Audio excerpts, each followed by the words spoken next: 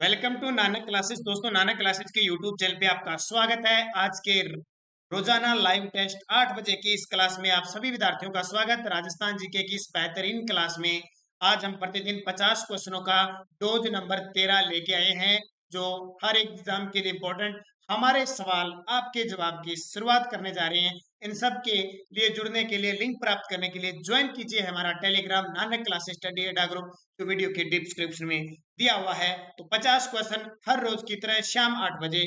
पहला क्वेश्चन आपके सामने, पित्तल के बर्तनों पर खुदाई करके उस पर कलात्मक जो नक्काशी का कार्य कहलाता है।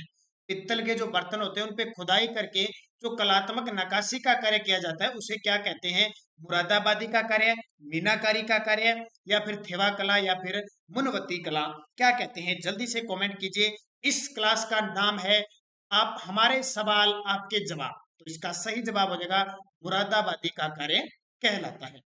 दूसरा क्वेश्चन, जयपुर की लाख कला सर्वाधिक फली फूली।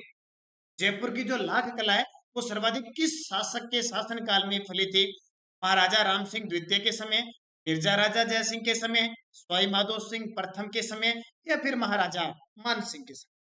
बहुत सारे विद्यार्थी इस कोरोना काल में भयभीत हो चुके हैं, पता नहीं वो किस प्रकार के निरस हो चुके हैं कि उन्होंने पढ़ाई छोड़ दी है। जब मैंने ये वीडियो स्टार्ट किए थे, पहला वीडियो आप देखना, कम से कम 2000 विद्यार्थी देख चुके हैं, और ये वीडियो 500 से 700 विद्यार्थी देख रहे हैं। लगता है विद्यार्थियों को ऐसा लग गया, लेकिन आप मेरे पे विश्वास कीजिए, मैं एक बात आपको बता रहा हूँ, अगले 2-3 महीने बाद ये सब कुछ खत्म हो जाएगा, और वापिस जैसे पीटेट का जो परीक्षा था उसको एक बार रद्द कर दिया गया, 2-3 महीने बाद इसकी परीक्षा होगी। बीएसटीसी है, वनपाल, वन रक्षक, पटवार, रीड, सबके एग्जाम होंगे, और जिसने अब 2-3 महीनों में पढ़ाई छोड़ दी, समझ लो वो गया काम से, वो जीरो पे आ जाएगा, और आप निरंतर जहां से हो वहीं से स्टार्ट करोगे। बहुत बड़ी बात है अगर आप लगातार टिके रहे। ज्यादा पढ़ने की जरूरत नहीं है। आप राजस्थान जी के सुबह 7 बजे की करंट अफेयर्स की क्लास, ये शाम 8 बजे टेस्ट, और 9 बजे अगर 3 ही क्लासें देखते रहे तो आपकी पढ़ाई नहीं छूटेगी और संबंध नहीं टूटेगा। कहते हैं ना, एक डाली से, पेड़ की डाली से, जो पेड़ होता है उसकी एक डाली टूट जाती है तो वो सूख जाती है, और पूरा पेड़ होता है बाकी हरा भरा रहता है। तो जिस प्रकार डाली टूट जाती है, उसी प्रकार अगर आपने पढ़ाई छोड़ दी तो समझ ले आप सूखे के समान हो जाओगे। तो इसका सही उत्तर हो जाएगा महाराजा राम सिंह द्वितीय के समय जयपुर की लाख कला का सर्वाधिक विकास हुआ था। ऊंट की खाल के कूपों पर सोने या चांदी से कलात्मक चित्रण व नक्काशी क्या कहलाती है? ऊंट की खाल के कूपों पर, ये जो ऊपर चमड़ी वगैरह होती है ना, सोने या चांदी से कलात्मक चित्रण, या जिसको कहते हैं नक्काशी कहलाती है, उसको क्या कहते हैं? मुरादाबादी का काम, कोफ्तागिरी, कुंदन का कार्य, या उस्ता कला का काम। इसका सही जवाब क्या हो जाएगा? उस्ता कला का काम, और ये बीकानेर के उस्ता कलाकार करते थे, और तिथि भी अंकित करते थे। मलीर प्रिंट का संबंध है, मलीर प्रिंट का संबंध है बूंदी, बाड़मेर, सांगानेरी, मलीर और अजरक दोनों एक ही जगह हैं, एक ही जगह की प्रसिद्ध है, और वो कहाँ की प्रसिद्ध है? बाड़मेर की प्रसिद्ध है। फल उत्पादन की दृष्टि से राजस्थान का प्रमुख जिला कौन सा है? अलवर, झालावाड़, चित्तौड़गढ़, गंगानगर। फल उत्पादन की दृष्टि से राज्य का प्रमुख जिला कौन सा है? बहुत बार एग्जाम में पूछा जाता है। और एक खास करके फल होता है किन्नू, होता है श्री गंगानगर। फल उत्पादन अंगूर, किन्नू, ये सबसे ज्यादा कहाँ होते हैं? संतरे जैसे झालावाड़ में होते हैं, तो इसको राजस्थान का नागपुर कहते हैं। अलवर में दरीबा के निकट पहाड़ियों के पास स्थित है अब्रक की खान, टंगस्टन की खान, तांबे की खान, या लोहे ऐसक की खान? अब्रक, इसको कहते हैं, अपने पूरा नाम कहते हैं खोदरीबा। खोदरीबा अलवर में कौन सा खनिज होता है? उत्तर हो जाएगा तांबा होता है।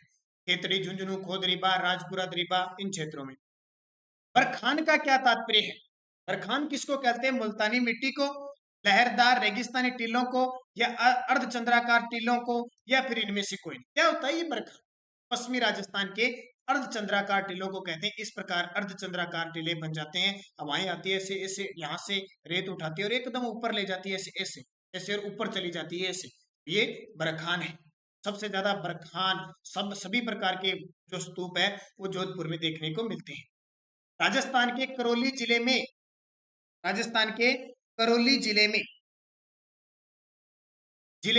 की जाने वाली पान की खेती को स्थानीय रूप में क्या कहते हैं? करौली, डांग की रानी करौली में की जाने वाली जो पान की खेती होती है, पान सुना है ना, हाई के पान बना रसवालिया, वो पान की खेती को स्थानीय रूप में क्या कहते हैं? एक अमिताभ बच्चन का गाना है ना, पान वा, तो स्थानीय रूप में क्या कहते हैं? फजेंडा, हरिता, जरीब, या बजेंडा?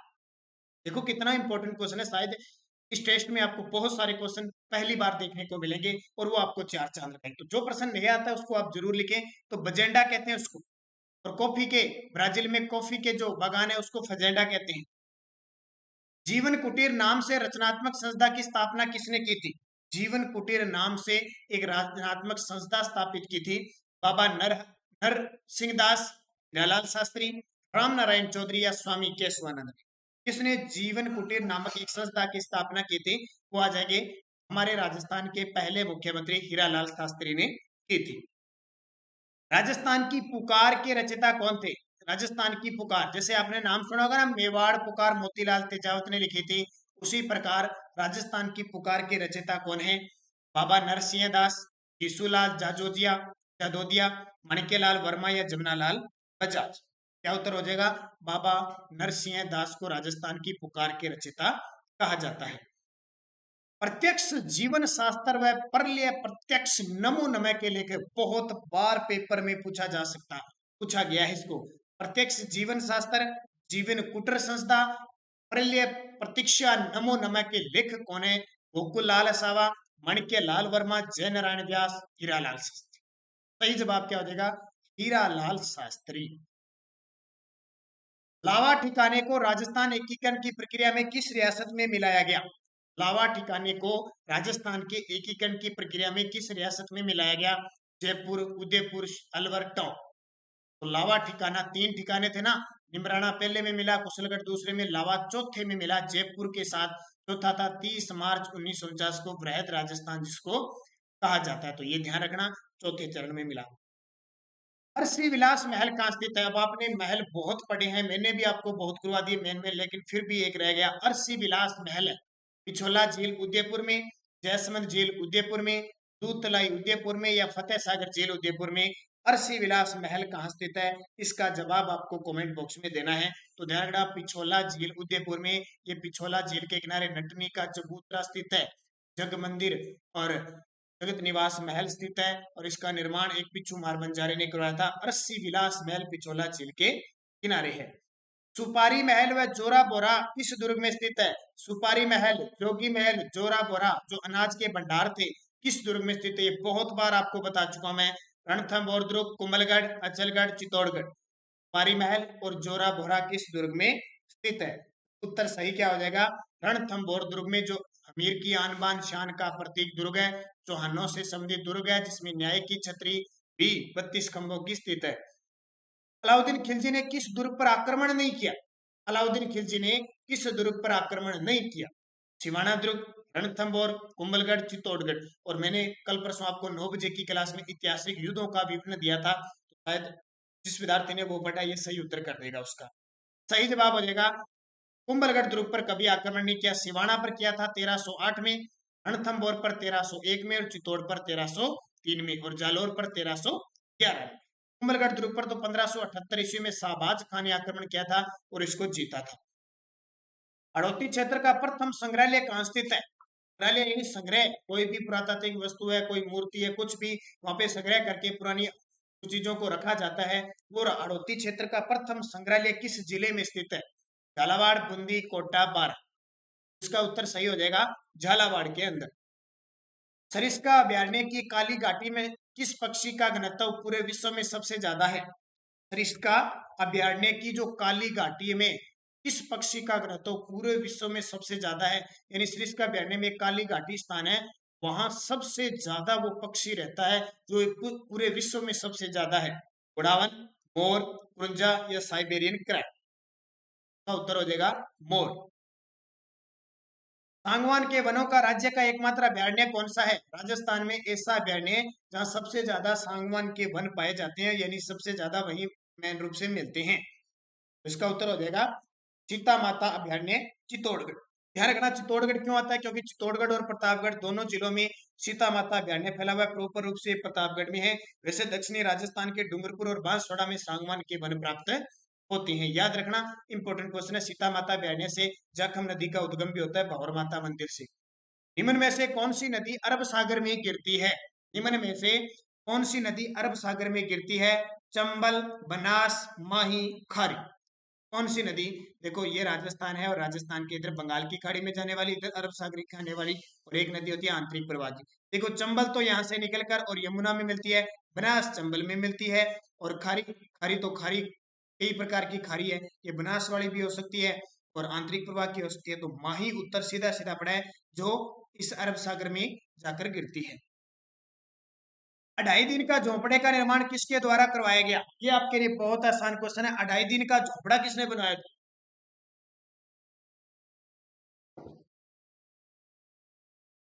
तो उत्तर क्या हो जाएगा? 2.5 दिन के झोंपड़े का निर्माण कुतुबुद्दीन ऐबक ने बनाया था। ये दिल्ली सुल्तान की शुरुआत करने वाला था। 1206 से 1210 तक गद्दी पर बैठा था और गुलाम वंश की इसने स्थापना की थी। मोहम्मद गोरी का गुलाम था और विग्रहराज चतुर्थ के द्वारा बनाया गया जो संस्कृत विद्यालय था, उसकी जगह 2.5 दिन का झोंपड़ा बनवाया। अगला, राज्य में बकरी विकास केंद्र कहाँ स्थापित है? ये बहुत इंपॉर्टेंट है। राजस्थान में बकरी विकास केंद्र कहाँ स्थापित है? रामसर, बस्सी, अविकानगर, देशनो।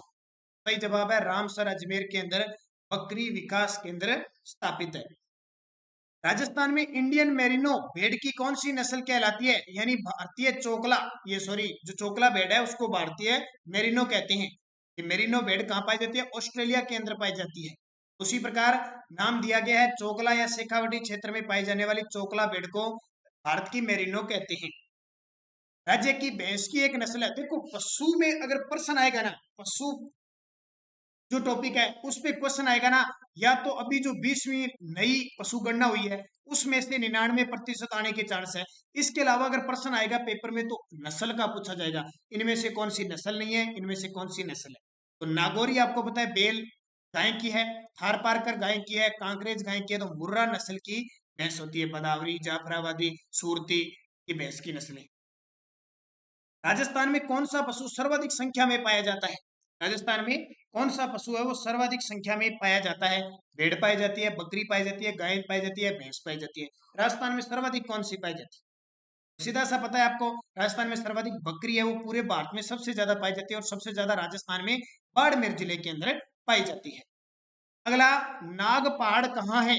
अजमेर व पुष्कर के मध्य, जयपुर और दौसा के मध्य, कुंभलगढ़ व दौसा के मध्य, अलवर व जयपुर के मध्य। अब आपके दिमाग में अगर भी नाग पहाड़ से कौन सी नदी निकलती है? बनास नदी नाग पहाड़ से निकलती है, तो वो अजमेर व पुष्कर के मध्य स्थित है।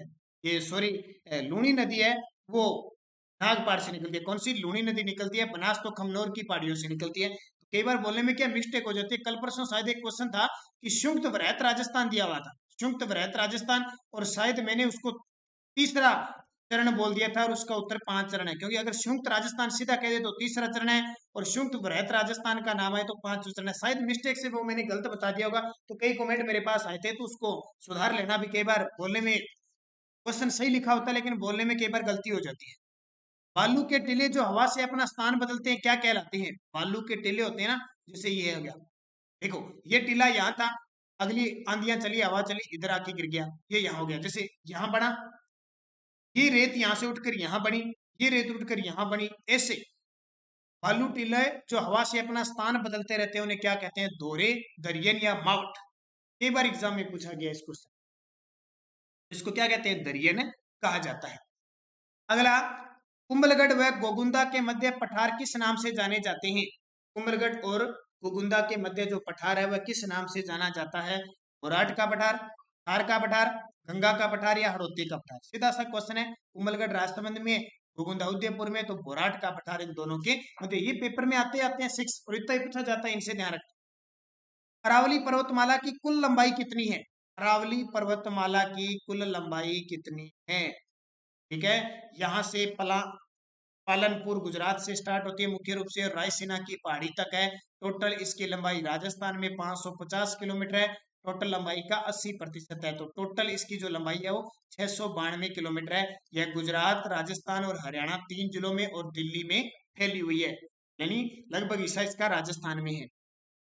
रणहस्तिनी की उपाधि धारण की थी, किस शासक ने रणहस्तिनी की उपाधि धारण की थी? अब तक 3 से 4 बार एग्जाम में पूछा जा चुका है ये रणहस्तिनी की उपाधि। तो ये वत्सराज ने, प्रतिहार वंश का शासक था वत्सराज, उसने, रणहस्तिनी का मतलब होता है युद्ध में हाथी के समान लड़ने वाला वत्सराज। अगला क्वेश्चन, तो प्रतिहार यानी शासक था वत्सराज। तोरावटी क्षेत्र किस जिले में स्थित है? सिरोही, अजमेर, कोटा, सीकर। इस प्रकार के पेपर में आते हैं। अब कई विद्यार्थी जो लगातार गहन अध्ययन किए हुए हैं वो सोचते हैं सर ये कौन से प्रश्न आ जाए। तोरावटी क्षेत्र किस जिले में स्थित है? तो ध्यान रखना टफ क्वेश्चन भी है और मध्यम भी है और एकदम सरल भी है। तीनों लेवल के आधार पर हम चलेंगे तो जो बीएसटीसी के विद्यार्थी हैं, पीटेड के विद्यार्थी हैं, वनपाल के विद्यार्थी हैं तो वो बोरिंग नहीं होंगे। ठीक है। अब जैसे फर्स्ट ग्रेड के आरपीएससी कॉलेज लेक्चर वो एग्जाम है, उनके लिए एक आधा क्वेश्चन सरल हो सकता है। सबको मिला के चलेंगे ना तो क्या है कि बोर नहीं होगा, कोई बोर नहीं होगा तो वो वीडियो अच्छा चलेगा। तो सबका कॉम्बिनेशन यहाँ लेके आए हो, मैं ध्यान रखना। तो तोरावटी क्षेत्र सीकर में है। कांतली नदी के प्रवाह क्षेत्र को तोरावटी कहते हैं। और सीकर में कौन सी सभ्यता है? गणेश्वर सभ्यता। राजस्थान में स्थापत्य कला का सर्वाधिक विकास किसके शासनकाल में हुआ? राजस्थान में स्थापत्य कला का सर्वाधिक विकास किसके शासनकाल में हुआ? जसवंत सिंह, कुंभा, महाराणा प्रताप या सांग। इसका सही जवाब पता ही आपको। राजस्थान में स्थापत्य कला का जनक किसे कहते हैं? कुंभा को कहते हैं। वीर श्यामल दास के अनुसार, वीर विनोद के रचयिता श्यामल दास के अनुसार लगभग 84 में से 32 दुर्गों का निर्माता अकेले कुंभा था। कालबेलिया स्त्रियों द्वारा भीख मांगते समय किया जाने वाला लोक नृत्य कौन सा है? कालबेलिया, एक दिन मैंने आपको बताया था कि कालबेलिया जो जाति है वो 4 प्रकार के नृत्य करती है। 4 नृत्य उनके प्रसिद्ध है और सूत्र भी मैंने बताया था। सांप बाई, कौन सी बाई? सांप बाई। सा से सांक्रिया, पै से पनिहारी, बा से बागड़िया, ई से इंडोड़ी। ये पेपर में आते हैं। अब भीख मांगते हुए कौन सा नृत्य किया जाता है? तो याद रखना भीख मांगते हुए जो नृत्य करते हैं वो बागड़िया नृत्य किया जाता है, भीख मांगते हुए करते हैं। अगला, राजस्थान के ऐसे 2 जिले जिनका क्षेत्र 2 भागों में बंटा हुआ है। राजस्थान के ऐसे 2 जिले जिनका क्षेत्र 2 भागों में बंटा हुआ है, यानी एक की सीमा है, एक की सीमा है और दूसरे की फिर यहाँ अलग भागों में है। जैसे ये चित्तौड़गढ़ है और यहाँ चित्तौड़गढ़ का कुछ अलग भाग है, ऐसे भैंसरोडगढ़ वाला, और ये टोडगढ़ वाला अजमेर का है। तो 2 जिले हो गए, अजमेर और चित्तौड़गढ़। अगला, पीपा जी की छतरी कहाँ स्थित है? अब पिछले वीडियो में मैंने ये दिया था कि पीपा जी की गुफा कहाँ स्थित है। यहाँ मैंने दिया पीपा जी की छतरी कहाँ पे है। तो टोडा में, समदड़ी में, देवली में, गागरोन में। तो उत्तर क्या हो जाएगा? छतरी जो बनी हुई है गागरोन दुर्ग में, मंदिर बना हुआ समदड़ी बाड़मेर, और जो गुफा है वो टोडा राय टोंक में है। सीताबाड़ी का मेला 12 से संबंधित है। सीताबाड़ी का मेला 12 में है, किस जनजाति से संबंधित है? सहरिया जनजाति, ग्रासिया जनजाति, भील जनजाति या मीणा जनजाति। अब आपको अगर पता होगा ना कि 12 में कौन सी जनजाति रहती है तो आप उत्तर लगा सकते हो। और उस जनजाति का कुंभ भी कहते हैं सीताबाड़ी के मेले को। तो ग्रासिया जनजाति है वो 12 में रहती है और सहरिया सिरोही में रहती है। राजस्थान में मानसून का सर्वप्रथम प्रवेश किन जिलों में होता है? ये देखिए कितना इंपॉर्टेंट है। राजस्थान में मानसून का सर्वप्रथम प्रवेश किन जिलों में होता है? इसका जवाब आपको देना है। तो देखिए, श्री गंगानगर यहां से तो आता ही नहीं है, बीकानेर से। हालांकि बांसवाड़ा से उत्तर हो सकता है लेकिन नहीं मानेंगे। यहाँ देखो अलवर भरतपुर इधर से आता ही नहीं है। कोटा बूंदी हो सकता है लेकिन यहाँ पे देखो सबसे बेस्ट है बांसवाड़ा, झालावाड़, डूंगरपुर, एकदम 100% उत्तर वाला ये उत्तर है। क्या ये चित्तौड़गढ़ में प्रवेश कर जाए? लेकिन इससे पहले हमारे पास ऑप्शन है, ये सही हो जाए। किस देवी ने हाकड़ा नदी को चुल्लू भर कर आमजन पर सौंप लिया था? ठीक है। किस देवी ने आकड़ा नदी को चुल्लू भरकर यानी हथेली में ही सोख लिया था? आवड़ माता, करनी माता, हिंगलाज माता या आई माता। कौन सी जैसलमेर की माता थी? आवड़ माता, जिसने नदी को हथेली में सोख लिया था। किस जनजाति में, ये जनजाति में पुरुष व स्त्रियां समान रूप से शराब पीती है? देखिए भाई, अपने तो क्या होता है कि पुरुष शराब पी के आ जाता है तो स्त्रियां लड़ाइयाँ करती है, खाना वगैरह नहीं डालती है, या कोई पुरुष ज्यादा पी के आके स्त्रियों से मारपीट करता है या उनसे तंग करता है, या कई पुरुष पी के आ जाते हैं तो स्त्रियां उनसे लड़ाई करती है, अपने तो ये चलता है। लेकिन ऐसी भी जनजाति है जहाँ पुरुष और स्त्रियां दोनों समान रूप से क्या पीते हैं? शराब पीते हैं। यानी जाते हैं, पुरुष लेके आता है या सोमरस घर पे बना लेते हैं, दोनों बराबर बैठते हैं ऐसे। आ मेज है, मेज आगे कुर्सी डाली, एक ये पुरुष बैठा है, स्त्री बैठा है, बोतल रखा हुआ है, दोनों सागे पिए, नजारा अच्छा पैंक लगा हुआ है, अच्छा लाल ढक्कन, नीला ढक्कन, अंग्रेजी मीडियम सारी चाल है। वो कौन सी जनजाति है? कथोड़ी, जो कत्था तैयार करती है, कथोड़ी उदयपुर में रहती है। भीलवाड़ा जिले में शाहपुरा के निकट मानसी नदी पर कौन सा बांध बनाया गया है? भीलवाड़ा जिले में शाहपुरा के निकट मानसी नदी पर कौन सा बांध बनाया गया है? शाही बांध, भीलवाड़ा बांध, लालगढ़ बांध या अडवान बांध। मानसी नदी पर, तो ध्यान रखना अडवान बांध बना हुआ है। अगला, ब्रह्मा जी का मंदिर कहाँ स्थित है? ब्रह्मा जी का मंदिर कहाँ स्थित है?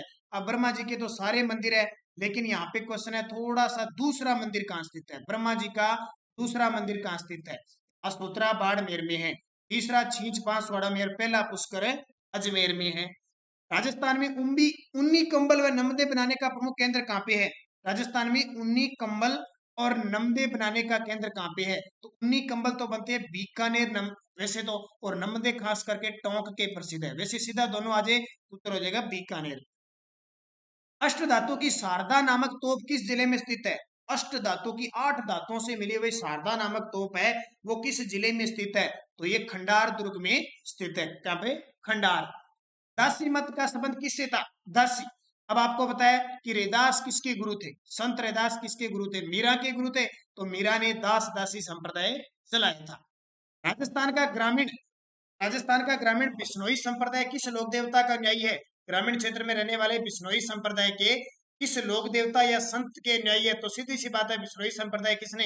जाम्बोजी ने चलाया था। किसने चलाया था? जाम्बोजी ने। 29 नियम थे, वहीं से बिश्नोई संप्रदाय बन गया। पंचमहल कहाँ स्थित है? पंचमहल कहाँ स्थित है? दौसा, आमेर, विराट या लालसोर? पंचमहल विराट के अंदर स्थित है। विराट जयपुर में है। संग्रिया संग्रहालय की स्थापना की थी? संग्रिया हनुमानगढ़ के अंदर जो संग्रहालय है, उसकी स्थापना किसने की थी? स्वामी कुमारानंद ने, स्वामी केशवानंद ने, स्वामी मूलचंद सेठ ने, स्वामी दयानंद ने। उत्तर हो जाएगा स्वामी केशवानंद, और स्वामी केशवानंद के नाम से राजस्थान का प्रथम कृषि विश्वविद्यालय बीकानेर में है। 1574 में चंद्रसेन के विद्रोही होने पर अकबर ने उसे दंड देने के लिए किसे भेजा? 1574 में विद्रोही होने पर अकबर ने उसे दंड देने के लिए किसे भेजा? तो बीकानेर के शासक राय सिंह को भेजा था। राजस्थान सेवा संघ से राजस्थान केसरी नामक समाचार पत्र का संपादन किसने किया? राजस्थान सेवा संघ की स्थापना 1919 वर्धा महाराष्ट्र में, और वहीं से राजस्थान केसरी की शुरुआत हुई। यह एलडीसी 2018 की पेपर में प्रश्न आया था।